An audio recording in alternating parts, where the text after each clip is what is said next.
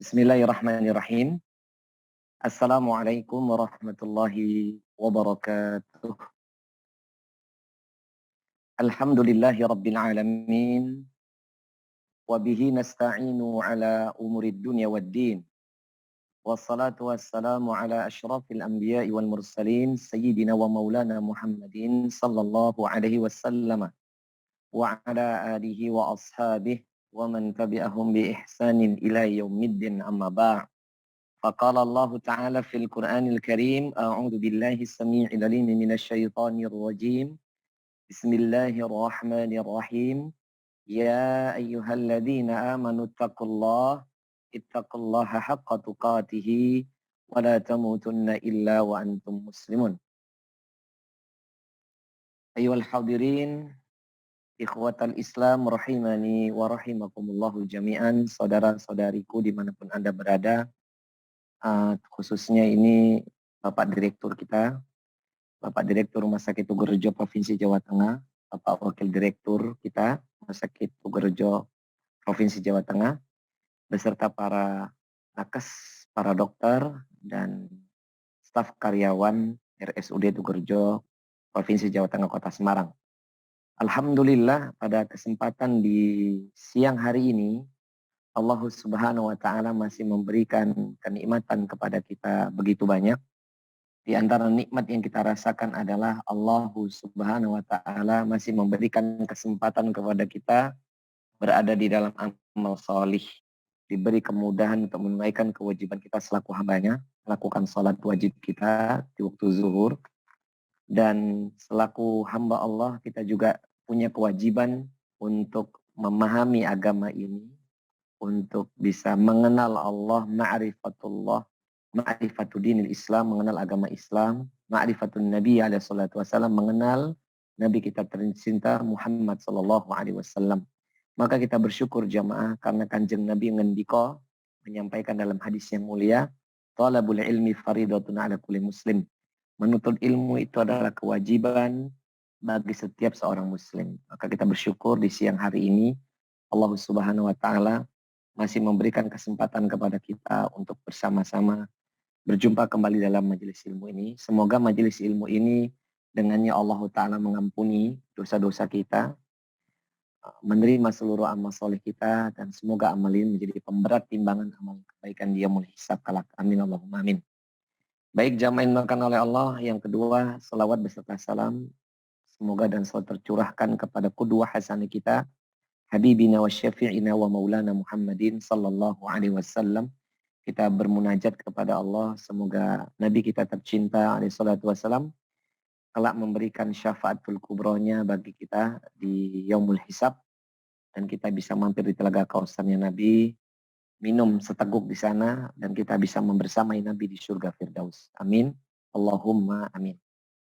Baik jamaah yang dimuliakan oleh Allah, di kesempatan siang hari ini kita alhamdulillah masih melanjutkan pembahasan adabul Islam, adab-adab yang telah dituliskan, adab-adab yang telah ditetapkan di dalam agama yang kita yang mulia ini.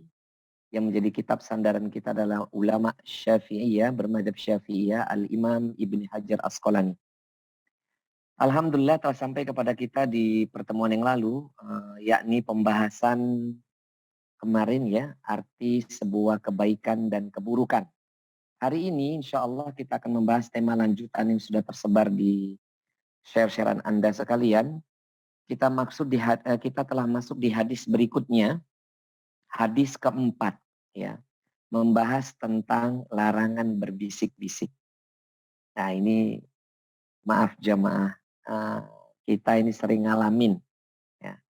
Nanti kalau kita ngaji adab itu kata para masyayikh kita, para alim ulama kita, kalau ngaji adab niku, ngapunten ya, kalau ngaji adab itu siap tersinggung jiwa. Kalau ngaji adab niku siap dioncein. Kalau ngaji adab itu siap ditelanjangi diri. Karena ngaji niku kalau kita ngaji adab, apalagi nanti sampai babnya tasawuf, karena dalam kitab ini juga nanti ada pembahasan tasawuf atau pembahasan tazkiyatun nufus. itu lebih-lebih lagi nanti jiwa kita ini banyak dioncain.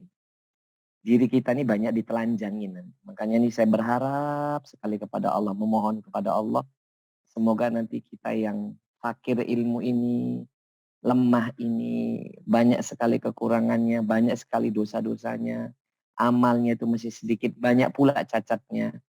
Semoga Allah Ta'ala mampukan kita untuk bisa menerima semua nasihat para alim ulama kita. Dan khususnya nasihat dari Allah dan Nabi-Nya buat kita. Rabbana zidna ilman. Ya Rabb kami, tambahkanlah ilmu kepada kami. Allahumma inna nas'aluka Recording in ilman progress. wa rizqan thayyiban wa amalan mutaqabbalan. Kita memohon kepada Allah semoga ini menjadi ilmu yang nafi', ilmu yang bermanfaat, wa rizqan thayyiban, rizki yang baik, dan semoga ini menjadi amal yang diterima oleh Allah. Amin Allahumma amin. Jamaah yang dimuliakan oleh Allah, kita hari ini membahas masalah larangan berbisik. Karena demi Allah nanti ini, saya sebelumnya tadi minta maaf, karena nanti ada di antara kita mungkin masih melakukan perbuatan ini. Dan ini nasihat dari para ulama kita, kalau mau menilai, mengukur diri kita ini baik atau enggak, kita ini baik imannya, baik amalnya itu, lihat aja nanti ini terhadap kasuistik ini. Kita baca ya dalilnya ya. Hadis keempat ini diberi judul oleh Fadilatul Syekh Al-Alama Abdullah bin Shalih Fauzan, Ma ja'a fi nahyil isnaini an tanaji duna tsalis. Berikut ini adalah larangan dua orang yang dia berbisik-bisik sementara orang yang ketiga atau yang keempat dibiarkan. Ya. Jadi ada larangan kita ini berbisik-bisik ngomong sendiri sementara teman yang kita ajak bareng, teman yang ada di lokasi itu nggak kita ajak tuh ngomong. Sementara pembahasan itu sifatnya bukan private. Ya. Ya, nanti kita akan bahas ya. Bukan sifatnya privacy karena kita di lingkungan umum. Terlebih-lebih kalau ngomongnya itu aib teman yang sedang diomongin. Nah ini nanti kita akan bahas. Baik jamaah makanan Allah, di sini Al-Imam Ibnu Hajar Asqalani menukil hadis dari sahabat An Ibni Mas'udin radhiyallahu taala anhu. Hadis yang diriwayatkan oleh sahabat Abdullah Ibnu Mas'ud. Ridha Allah taala atasnya, qala dia berkata, qala Rasulullah sallallahu alaihi wasallam, bersabdalah baginda Rasul sallallahu alaihi wasallam, sallu ala Muhammad, sallu alaihi. Apa kata Nabi SAW? Idza kuntum thalathatan fala yatanaja ithnani dunal akhar hatta takhtalitu bin nas min ajli anna dhalika yuhzinuhu. Muttafaqun alaihi wal lafdhu lil muslimin. Apa artinya jemaah? Kanjeng Nabi itu menyampaikan apabila kalian sedang bertiga. Nah ini berarti bertiga ini kalau kata para ulama, bertiga ini berarti maksudnya yakni standar normatif, standar minimum. Jadi kalau kita sedang bertiga, berarti bertiga ya, ini standar minimumnya perhatikan nih, kalau kita sedang bertiga, fala yatanaja isnani dunal akhar. Maka jangan sampai yang dua orang itu berbisik-bisik, yang ketiga dibiarin. Jadi kata Nabi SAW, Nabi kita tercinta, kalau kita sedang bertiga, maka yang dua orang itu nggak boleh berbisik-bisik, ngomong sendiri. Orang yang ketiga dibiarin tuh. Hatta takhtalitu bin nas. Sampai kita ini betul-betul bisa bareng-bareng. Ya, bergaul dengan manusia. Harusnya kita ini betul-betul bisa membaur. Min ajli anna dzalika yuhzinuhu. Karena kalau kita nggak melakukan itu akan menjadikan teman kita yang ketiga atau yang lainnya menjadi sedih. Nah, ini ada nasihat jemaah. Ternyata larangan ini itu adalah satu di antara perbuatan yang paling disukai makhluk Allah dari golongan jin, yakni syaitan. Nanti akan saya bahas. Maka jamaah yang dimuliakan oleh Allah, dari hadis ini terlihat, sadar atau tidak, kita ini itu sering melakukan perbuatan ini. Jadi kalau di kantor nih, lagi di kantin, lagi di rumah makan nih, kita pergi bertiga, kita pergi berempat, ya, kita pergi bareng. Tapi ngomongnya cuma berdua, yang satu diemin. Apapun alasannya, Di dalam syariat adab ini nggak boleh. Harusnya kita ngomong bareng. Kenapa? Karena di sini ada pesan dari yakni para ulama kita bahwasannya itu adalah sebagaimana yang diinginkan syaitan. Ya, di dalam surah Al-Mujadilah ayat ke-10 jam. Jadi para ulama kita mengatakan berbisik-bisik itu ternyata itu amaliyahnya syaitan. Amaliyahnya syaitan. Maka kemudian Allah Ta'ala berfirman, innaman najwa minasyaitani liyahzunal ladina amanu. Al-Mujadilah ayat 10. Surah Al-Mujadilah ayat 10. Innaman najwa minasyaitan. Sesungguhnya berbisik-bisik itu perbuatannya syaitan. Berbisik-bisik itu adalah amaliyahnya syaitan. Itu dari syaitan. Ya. Tujuannya apa? Liyahzunal ladina amanu. Dia punya tujuan tuh. Ingin membuat sedih. Ingin membuat orang lain muslim itu, orang beriman itu merasa sedih dan nanti jadinya buruk sangka. Tujuannya apa sih jemaah? Supaya kekerabatan, kebaikan, hubungan sesama muslim atau mukmin ini jadi rusak. Ya. Dengan cara yang halus, dengan cara yang tipis, setan masuk jemaah. Ingat loh jemaah, Allah itu telah mengingatkan kita loh di akhir surat An-Nas. Karena di situ ada fiil, kalau orang yang paham bahasa Arab, di situ ada fiil mudhari yang menunjukkan syaitan itu nggak berhenti.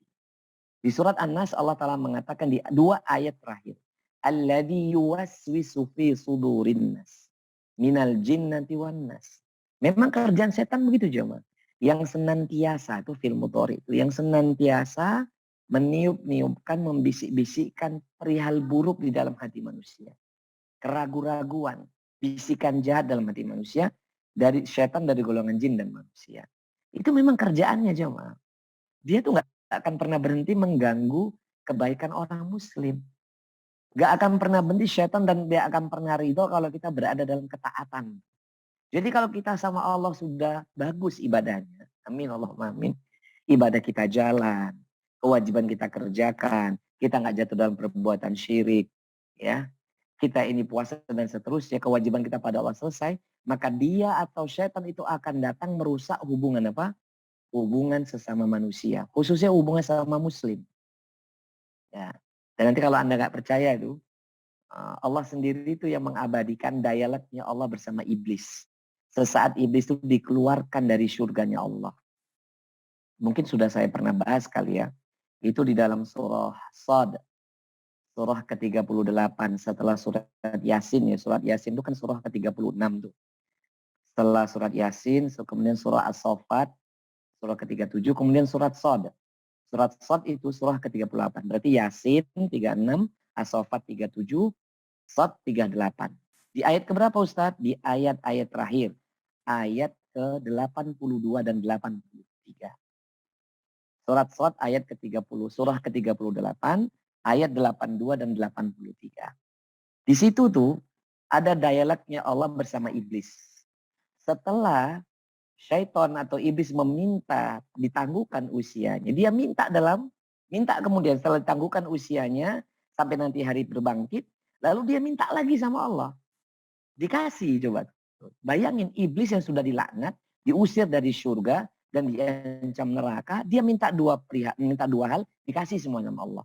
Dan permintaan yang kedua apa? Nah ini dia, ayat yang ke-82 surat Shad.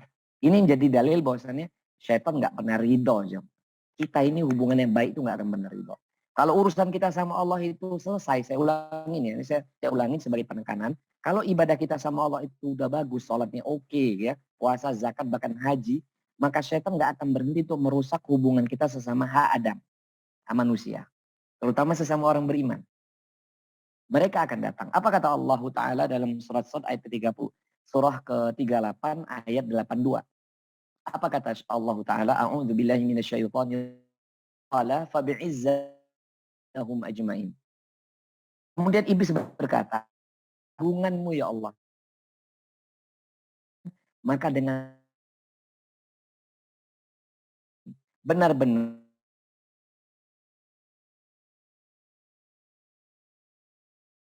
akan menyesatkan semua.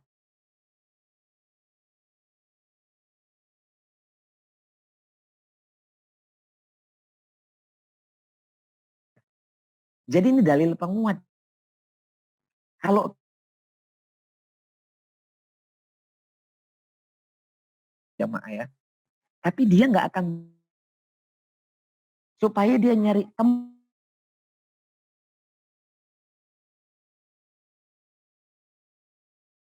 kenapa ngaji adab ini? Karena kadang-kadang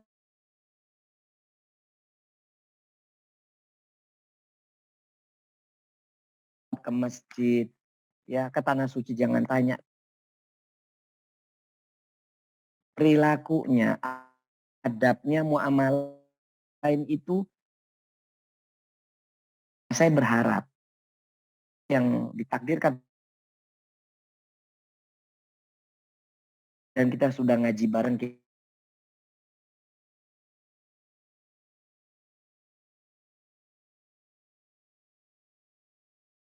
adalah yang terdepan di provinsi.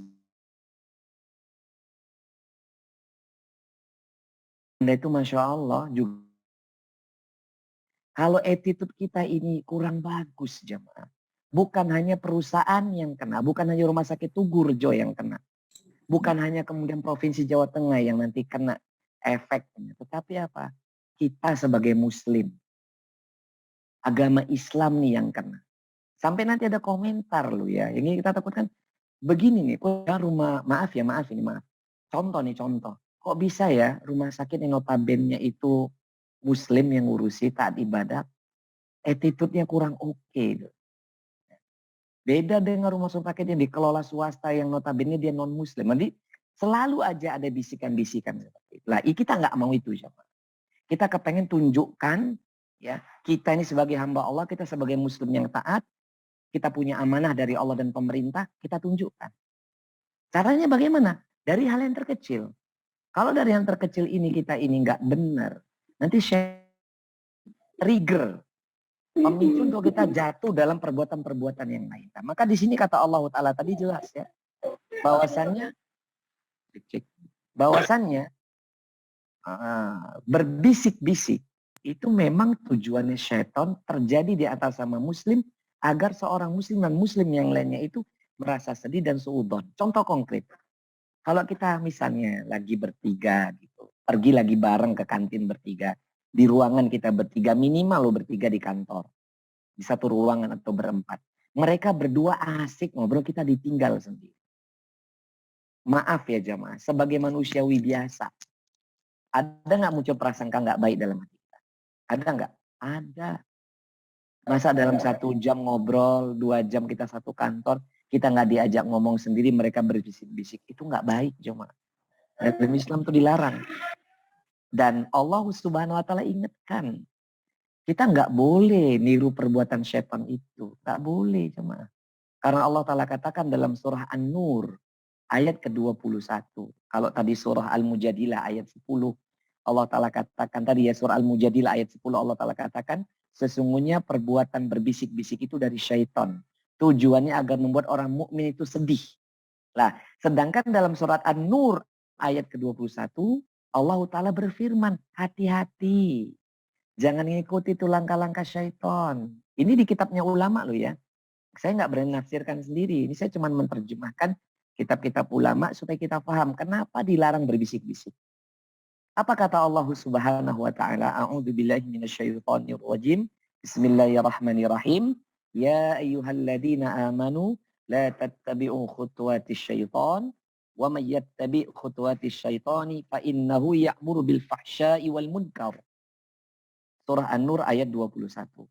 Hai orang yang beriman, jangan kita mengikuti langkah-langkah syaitan. Jangan. Saya dan Anda jangan ikuti itu kemauannya syaitan. Kenapa? Wa may yattabi' khutuwatis syaitan. Dan siapa saja mengikuti langkah-langkah syaitan. Seperti berbisik nih salah satu case-nya kan, kasuistiknya berbisik. Siapa yang mengikuti langkah syaitan, fa innahu ya'muru bil fahsya'i wal munkar. Ingat, syaitan itu selalu mendorong kita, memerintahkan kita jatuh dalam perbuatan keji dan munkar. Maka jamin mulakan oleh Allah Subhanahu wa taala, maka nanti kita akan lihat apa solusinya. Supaya kita ini kalau memang mau dikatakan boleh dalam syariat, kita ini berbisik-bisik, artinya kita ngomong yang ini sifatnya rahasia, sedangkan kita nih lagi bersama-sama teman, itu bagaimana nanti kita akan bahas. Tapi yang jelas, ingat ya, kalau kita bertiga, berempat, bahkan lebih, jangan sampai tatkala kita bareng-bareng, kita asik sendiri berdua ngobrol dengan teman kita, bertiga, berempat, yang satu orang kita tinggal. Yang dua orang kita tinggal, walaupun dia sibuk main gadget. Dalam Islam nggak boleh, jemaah. Kenapa? Demi Allah itu akan melahirkan prasangka buruk. Maaf jemaah. Dalam Islam, dalam agama yang mulia ini, bersuudzon itu kan dosa ya. Berburuk sangka sama orang lain kan dosa. Betul nggak sih? Iya. Tapi penyebab orang lain buruk sangka itu juga ikut dosa. Itu ada satu kejadian jemaah. Ada satu riwayat, satu kisah sahih. Kisah ini terjadi ketika Nabi Shallallahu Alaihi Wasallam satu di antara malam-malam di bulan Ramadan di masa i'tikaf. Ya. Jadi satu di antara malam-malam Ramadan, Nabi Shallallahu Alaihi Wasallam digambarkan dalam hadis sahih tersebut. Seingat saya Imam Muslim, sanadnya dari sahabat Abu Hurairah atau dari Abu Sa'id Al-Khudri. Kemudian Nabi SAW itu di malam bulan Ramadan itu, di jam 12, jam 11 itu, mengantarkan istri Kanjeng Nabi SAW ke rumahnya. Nah jadi panjenengan yang udah pernah ke Tanah Suci, insya Allah kalau saya gambarkan ini paham. Yang sudah pernah semoga bisa berangkat lagi, amin. Yang belum pernah ke Tanah Suci, saya doakan semoga berangkat haji dan umrah, amin Allahumma. Jadi kalau kita pernah di Masjid Nabawi, jemaah, ini anggap aja ini kiblat ya, ini anggap ini kiblat Masjid Nabawi. Ya, Raudhah jenengan ngerti ya, Raudhah ini makamnya Kanjeng Nabi, ya. Makamnya Kanjeng Nabi itu dulu rumahnya Ibunda Aisyah. Ya, rumah Ibunda Aisyah. Anggap aja ini mihrabnya Nabi, ini apa namanya itu ya? Mimbarnya Nabi untuk khutbah, ini tempat mihrabnya imam. Kemudian ini rumahnya Ibunda Aisyah yang sekarang jadi makamnya Kanjeng Nabi. Nah ini namanya Raudhah.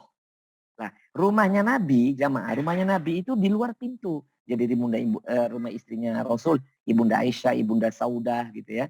Ibunda Hafsah, Ibunda yang lainnya. Ada 9 istri di samping Masjid Nabawi. Lah Nabi itu di malam hari ingin mengantar salah satu istrinya, Ibunda Sofiyah. Karena itu udah malam diantar sama Nabi.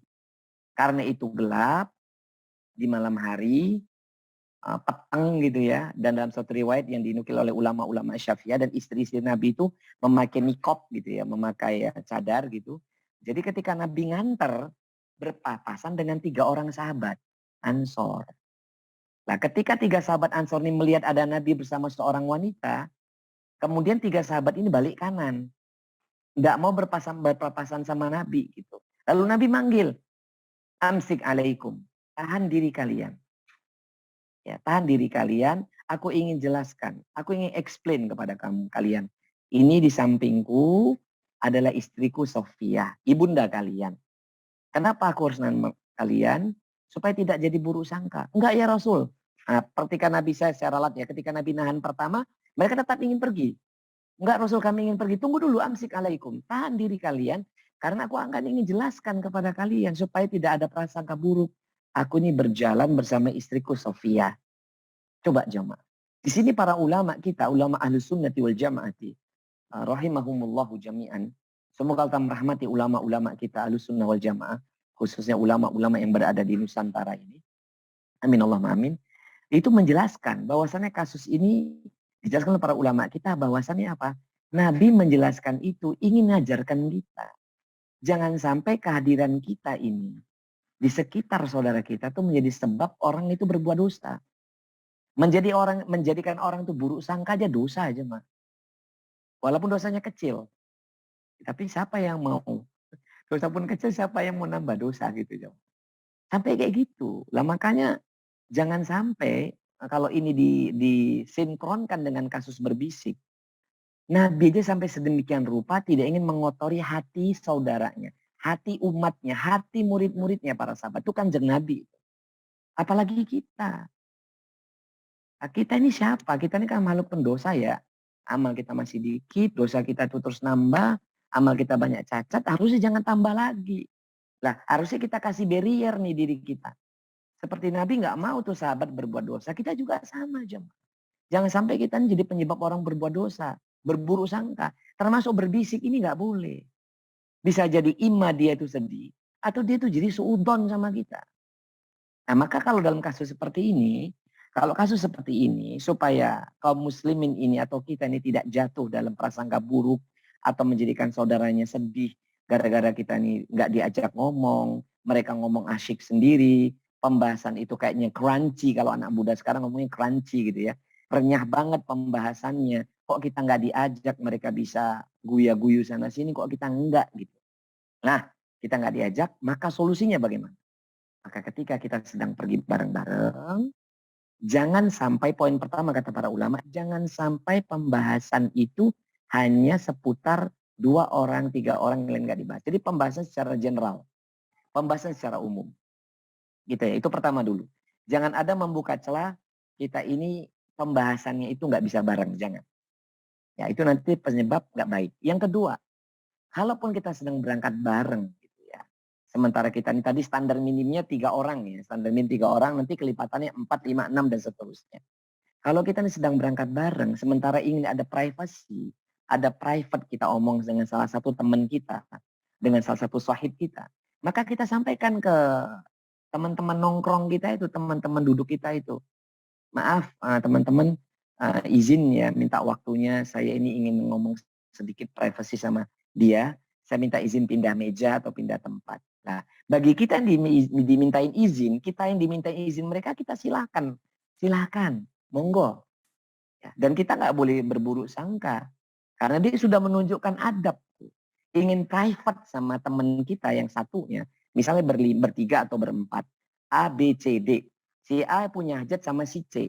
Maka B sama D kasih izin tuh. Udah A, C, udah kamu pergi ke sana. Silakan. Kita nggak boleh suudon. Itu yang kedua. Yang ketiga, kita yang dimintain izin seperti itu, adabnya, misalnya tadi A dan B mau bisik, mau ngomong private tuh ya. Yang C sama yang D nggak diajak ngomong tuh. Maka adabnya yang benar, kita yang C dan D, kita jadi orang yang nggak diajak ngomong, kita yang pindah meja. Paham ya maksudnya ya? Misalnya si Ahmad sama si Budi ingin ngomong contoh. Kita nggak diajak ngomong. Maka kita sampaikan ke dia, Ahmad sama Budi, lu pade berdua di sini aja ya. Kita yang nyingkir. Nah itu malah adabnya bagus. Ya. Kalau misalnya itu ruangan kantor kayak di tempat Anda ya sebaiknya ya itu nggak boleh dong. Apalagi di jam kerja. Di jam kerja ngomongin masalah privasi. Di jam kerja bukan ngomongin pekerjaan. Ingat tuh ya, itu ada pertanggungjawabannya di hadapan Allah. Ya dalam surah Al-Maidah ayat kedua. Allah Ta'ala ingatkan. Al-Maidah ayat ke pertama maaf. Surah Al-Maidah ayat pertama. Allah Ta'ala katakan, A'udzubillahi minasyaitonirrajim. Ya ayyuhalladzina amanu aufu bil uqud. Hai orang-orang yang beriman, penuhilah oleh kalian janji-janji kalian. Kita punya janji di kantor jamaah dengan atasan kita. Kita punya janji kerja di sini totality selama jam kerja. Yang kita bicarakan ya pekerjaan. Yang kita bicarakan kesejahteraan kantor. Jangan kita bicarakan masuk hubungan. Maaf ya, maaf sekali. Ini nggak ada pesanan dari Pak Direktur loh ya, jemaah. Nggak ada pesanan dari Bapak Wakil Direktur, nggak ada pesanan dari siapapun. Ini buat kebaikan kita bersama. Wong saya juga punya kantor. Walaupun kecil-kecilan punya kantor gitu, punya karyawan gitu. Walaupun nggak banyak gitu.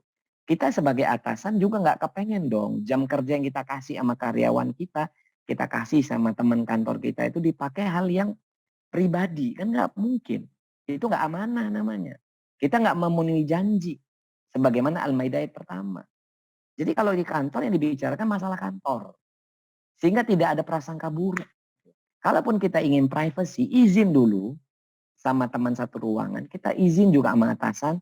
Izin Pak, saya mau ada keperluan sebentar ngomong sama Bapak, minta solusi. Oke itu, it's no problem.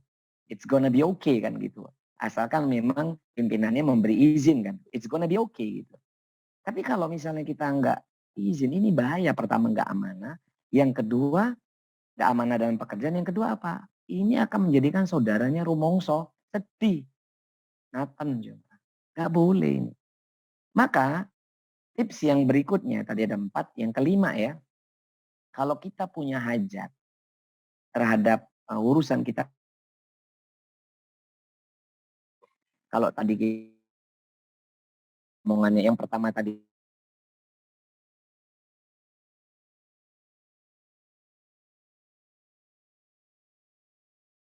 Ya, kita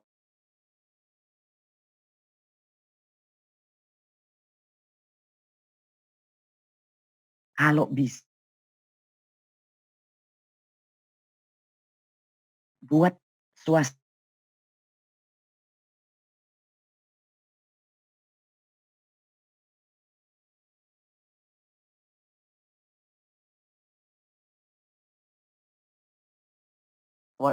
ya,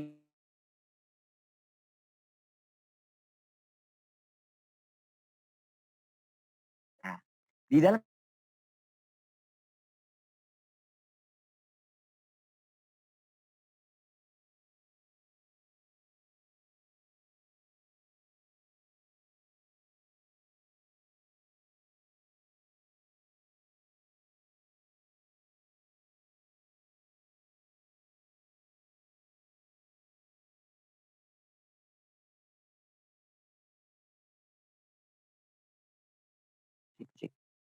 putus-putus. Ngomong masalah makanan, ngomong masalah yang nggak sifatnya pribadi kita gitu. Itu hindari ya. Kalaupun kita misalnya lagi nongkrong kita ngomong masalah sepedaan goes ya kita ngomong goes aja gitu. Kita ngomong kuliner dia kok bareng-bareng itu kalau bisa hindari hubungan privasi satu dengan privasi yang lain nggak boleh jauh. Kenapa? Karena kalau kita sudah masuk ranah itu nanti tidak jarang di antara kita tergelincir dengan dosa ghibah taimen. Apa itu ghibah taimen? Gosip. Ya. Tuh, Allah sendiri yang larang tuh dalam surah Al-Hujurat ayat 12. Makanya maaf ya ibu-ibu, ya mbak-mbak, kalau lagi nganggur, apakah itu di rumah lagi off gitu ya, bukan jam kerja, janganlah nonton acara-acara ghibah taimen itu jamaah. Kita nggak berkembang. Apa tuh ghibah taimen kalau di televisi zaman dulu ada inceret gitu-gitulah. Inceret apa macam-macam gitulah di televisi gitu ya. Nggak berkembang kita. Dari sisi dunia kita nggak nambah pinter, apalagi dari sisi agama malah dosa. Sedangkan yang kita bicarakan tuh artis kita nggak kenal, kita nggak pernah jumpa, ikut-ikut benci, nggak boleh. Kalau ketemu, mas, ngerti lah aku ya, aku benci banget sama artis itu. Lah masnya saya ngomong, foto mbak, lah ki ngopo kenal juga enggak, kenal enggak juga sama artisnya, ketemu juga enggak, kenapa ikut benci? Gara-gara nonton apa? Acara ghibah, ghibah temen. Makanya kalau kita lagi ketemu, lagi ngobrol, nggak usah ngomong hal-hal orang lain deh. Pembahasan sifatnya general dan pembahasan sifat yang mubah. Yang terakhir, kalau kita sedang bareng-bareng, kalau bisa yang kita bicarakan, yang kita tuju ketika bareng-bareng itu lebih oke lagi nih idealnya, ya berbicara amal solih itu. Ya, misalnya ya, walaupun ini lagi acara santai, antara misalnya kabak ini dengan kabak ini, kasih ini dengan kasih ini. Yuk kita hangout bareng yuk sambil goes, sambil sarapan, sambil ngopi misalnya gitu. Pembahasan situ kita selipkan. Gimana ya kita ingin memajukan pelayanan rumah sakit biar lebih nyaman gitu. Coba kan lebih asik sambil ngopi gitu kan. Gak usah berat-berat model kayak rapat kan gitu ya. Gak harus juga di kantor. Mungkin dengan metode seperti ini bapak-bapak kali kepala bagian itu ke bawahannya enak tuh. Contoh lo ya, misalnya Pak Direktur, Pak Wadir amanakan kepada kabak-kabak, coba buat acara yang tidak monoton misalnya. Nanti dibuat acara kopi bareng, ya, goes bareng atau kuliner bareng, kita selipkan aja, santai gitu cuma, santai gitu ya. Gimana ya meningkatkan pelayanan, kalau front office gimana ya? Bagaimana ya kalau kita ciptakan zona kerja yang oke, jujur, nggak ada yang saling prasangka buruk. Oh itu, selipkan itu. Nanti kan jadi asyik tuh. Nah kalau kita kayak gitu niatnya karena Allah tuh pahala.